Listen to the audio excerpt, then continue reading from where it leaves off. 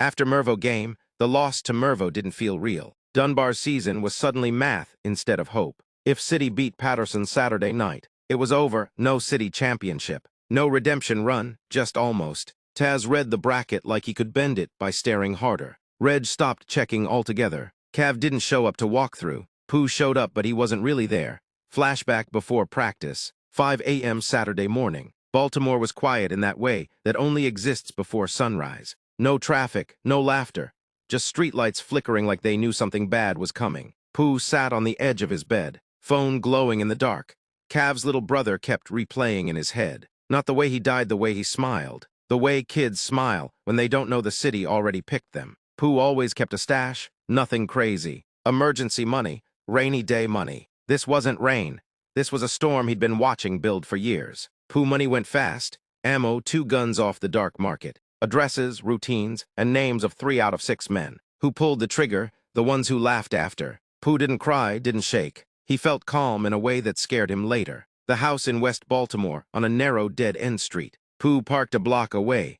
The front of the house had people posted lookouts. Teenagers nervous, trying to look grown. The back had movement too. Pooh clocked it all. Timing mattered. He came through the alley first. 2 shots suppressed and close shot. The back went quiet. Front of the house heard nothing. They never do. Pooh walked straight up. No mask, pow. One lookout recognized him. You, too late. The sound echoed this time. People screamed, doors slammed. Someone ran, someone froze. Pooh didn't miss. Inside the house, the 3 were caught off guard playing loud music. Weed smoke thick in the air.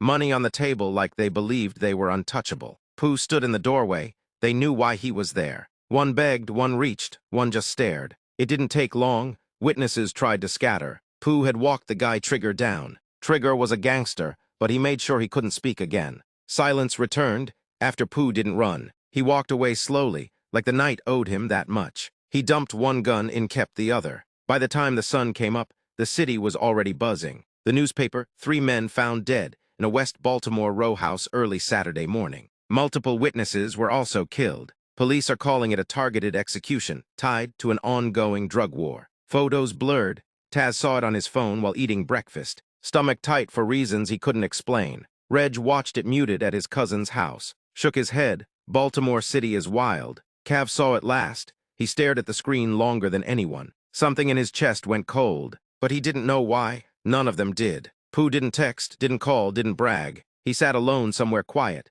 watching the sun finish rising, knowing 2 things for sure. Cav's brother could rest now. Nothing would ever be the same again. Saturday night before the game, they met up at Reg's aunt's place. Same basement, same couch with the rip in the armrest. TV on low, ESPN on mute. City versus Patterson warming up. Pizza box untouched. Nobody was hungry. Taz sat on the floor, back against the couch, scrolling brackets like they might change if he refreshed enough times. If City win, he said finally, we are done. Reg leaned back, hands behind his head. Crazy how 1 loss does that. 2 losses, Pooh corrected quietly. Reg looked at him. Damn. Cav sat near the window, hoodie up, watching outside more than the TV. He hadn't said much since he came in. Nobody pushed him. They didn't know what he was carrying or what Pooh had already done. The Mervo game is still bothering me. That last stretch, Reg said, shaking his head, we rushed everything. They wanted it more, Cav said suddenly. All 3 looked at him. What do you mean? Pooh asked. Cav shrugged. They played like it was their last shot and we played like we'd get another chance. That landed heavy. Pooh nodded slowly. On the TV, City knocked a 3 down and the crowd exploded. Coach Smith has now won back-to-back City championships. Reg groaned, that's it. Nobody celebrated. Nobody cursed, fought just acceptance. The news breaks. Local news cut in during halftime. Red banner newspaper. Breaking news. The room went still before anyone spoke. The anchor's voice was calm, too calm. Police are investigating a quadruple homicide in West Baltimore early this morning. 3 men believed to be associated with a known drug crew, along with multiple witnesses. Reg sat forward. Damn, Taz frowned. That's like execution style. Cav's jaw tightened. Pooh didn't move. They showed the house blurred doors. Yellow tape, flashing lights. Same footage everyone in the city had already seen all day. This city is different, Reg muttered. Same city, Pooh said quietly. Just don't care who you are. Cav finally spoke again, voice low. Kids died behind this shit. Nobody argued. The TV volume stayed low. But the weight got loud. Taz glanced around the room. Y'all ever think about how close we be to this bullshit? Reg laughed, but it didn't sound real. All the time. Pooh stared at the screen. Close ain't the word. Cav stood up and went to the window again. Outside, a siren passed slowly. Cav whispered almost to himself, "City don't stop." Taz heard it anyway. City WINS final buzzer. City beat Patterson.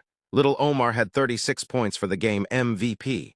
Dunbar eliminated, and the season is over for the Poets. Reg turned the TV off. That's it. He said, "No chip, no banners. Just memories." Pooh stood up. Memories last longer than trophies. Reg looked at him. "You believe that?" Pooh didn't answer. They sat there for another hour talking rotations. Missed calls, what scouts might still call. Who might transfer? Will Coach Wheeler get fired? Normal basketball stuff. Like the world outside hadn't cracked open. They joked once, weak and forced. Nobody mentioned Cav's brother by name. Nobody mentioned the murders again. Pooh checked his phone once. No notifications. Just time. Cav finally turned from the window. "We gotta get out," he said. "One way or another." Taz nodded. "Yeah," Reg smirked. "Basketball is still the plan." Pooh looked at all three of them. Basketball was the only thing left that looked clean. He didn't say that out loud. They dapped up, one by one like normal. When Pooh stepped outside into the night, the city felt quieter than it should have, and none of them knew that one of their own had already crossed a line that basketball could never erase.